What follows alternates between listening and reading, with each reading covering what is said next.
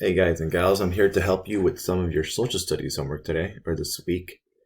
Um, your assignment is called Historical Journaling during the COVID-19 pandemic. So, journaling as a historian. Right now, you're an eyewitness to an important event in history. People of the future will wonder what it was like during the outbreak of the COVID-19 pandemic. Your daily observations are a primary source to the people in the future. Be truthful, be observant, be interesting, be safe, include photos and other graphics if you're able. Your job and the purpose of the journal is to document the changes you observe for yourself, your family, your friends, and your community as we respond to this pandemic. So remember, this day is going to be in our history, right? One day your kids are going to ask, like, oh, what was going on during the COVID-19 pandemic? And you're a primary source. You're able to tell your point of view, what happened to you, right? So it's important to write this down and journal. There's just a few easy steps to get this going. Here are your directions. For each entry, make note of the date, what you are seeing, hearing, doing, or experiencing personally, what you are seeing or hearing in the news among your friends and family and in your local community, your feelings, thoughts, or questions about what is happening.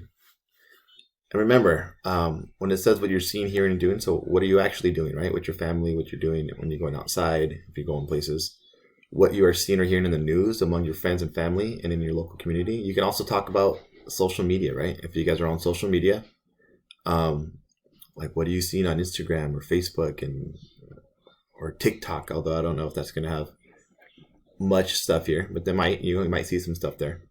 And then your feelings, thoughts, or questions about what's happening. So what's going on in your head? That's extremely important. So here are some ideas to write about. What did the government announce, declare, or implement today? Does it make sense? Does it impact your life? Why or why not? How did your family respond?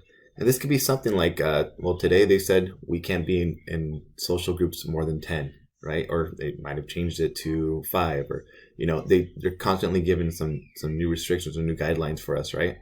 Or you guys need to start wearing masks outside. So it might be something you guys will notice. What is open in your neighborhood? What is closed and why? So think of what places are open and closed and why. What does your neighborhood look like? Are people walking around? Does it feel different? How is today different from yesterday for you, your family, or our nation, or the world? What routines are you repeating? What routines have you changed for you? Did you see anything today that gave you hope, anxiety, fear, anger, sadness, other feelings? In person, in the news, or on social media? 7, what things does your family need today that you might not have? How are people making do? What solutions are people creating to solve problems? Here are people, or how are people helping others? What are you doing to help? Number 8, include photos or other graphics that relate to your writing. Take original pictures if you can to make this a true eyewitness account. And it says use some of these insights to help you think about what you might want to write in your journal. These are just ideas to spark your brain, okay? To get you going. So here's a sample journal entry from Mr. Espina, right? It says March 28th, 2020. Today I was able to go to the store. It felt like there were more people out and more cars in the parking lot than the last time I went out last week. Lots of shelves were still empty, and they said if I wanted toilet paper, I'd have to be there right when they opened. It's nice being home with my daughter Maddie, but I feel bad because she hasn't been outside since last week. I can't believe it has already been a month since my world changed. This epidemic has made time move differently every day. I guess it's hard to process time without the relation of routine and the regular Monday through Friday normalcy. Mr. Espina. And this is the image he showed, right? It's a shelf and it looks pretty empty. It looks like there's just beans here, or cans of beans. That is sample number 1. Here's another sample for you guys. Sample journal entry. April 1st, 2020. Today I heard that we will not be going back to school for a long time. The experts are saying the situation will get much worse for the next 3 to 4 weeks. And we will all have to do our part to stay isolated for it to get better. Something I'm noticing is there is a lot less noise outside.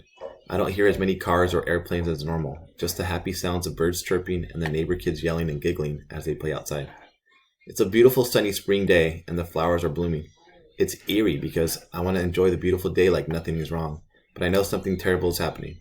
I wonder how people will pay their rent today and if businesses will be able to come back. I wonder if things will ever get back to normal, or has the world changed forever? Mrs. Davis. And she put 3 pictures here, right? It's chalk. It says "Have a nice day." It looks like maybe she drew it or she's found it on her path. It's like I'm not really sure what this is. Green bushes, and some more nature and how peaceful and quiet it is. Right? You don't see cars, you don't see airplanes. So yeah, those are a couple samples for you guys. All right, well now it's time to write. So it says my journal entry number 1. I'm gonna put today's date, and I'm gonna say today I experienced notice. Right? So I'm gonna go over here. I'm gonna delete something.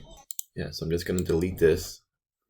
And for experience, I'm going to say, today I took a walk with my kids around the neighborhood.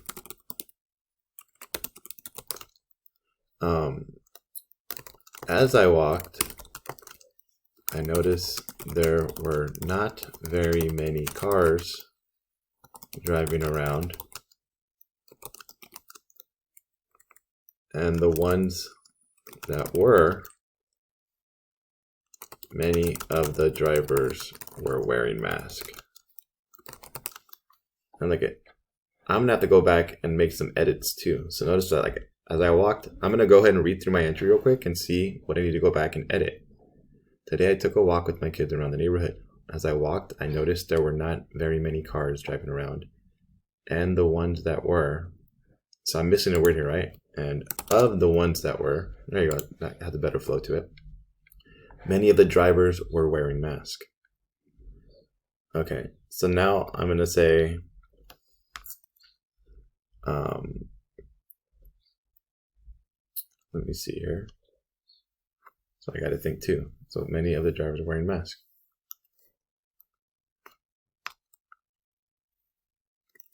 On the news, our mayor, Garcetti, I'm not sure how to spell his name, so I'm actually going to go check and double check that I have it right. Good, I did get it right. Had mentioned that when we need to go outside, we should wear a mask.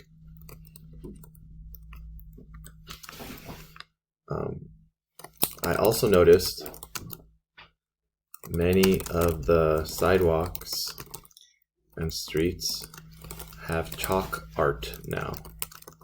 It was nice because my kids enjoyed doing the obstacle courses that many of the neighborhood kids or neighborhood families, right, left for them. It was a bright spot during my walk. I feel nervous, but hopeful.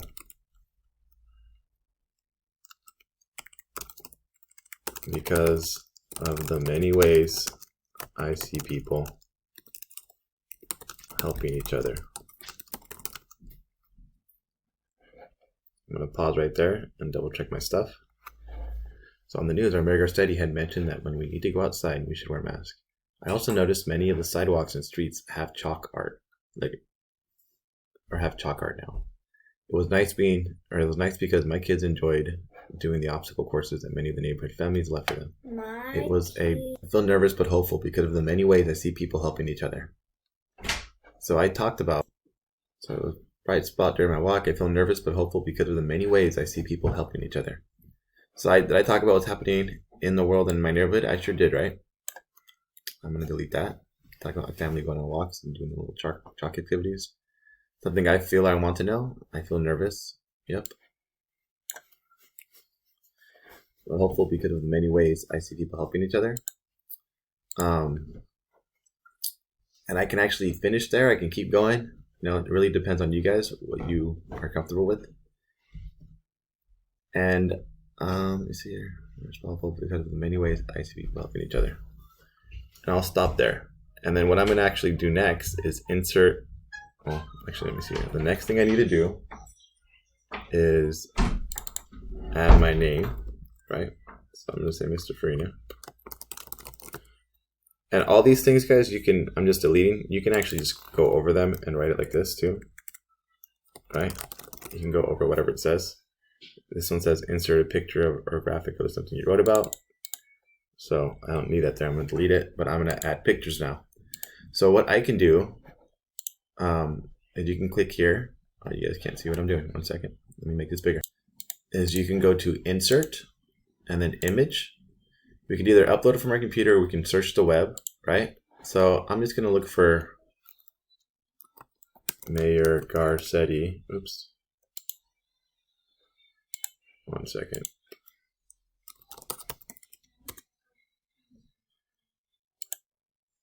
And of course, my internet. See, that's something else I'm noticing. My internet is going super slow now at home. I can write about that maybe for my next entry. I'm going to put mask. Mayor Garcetti mask. Oh.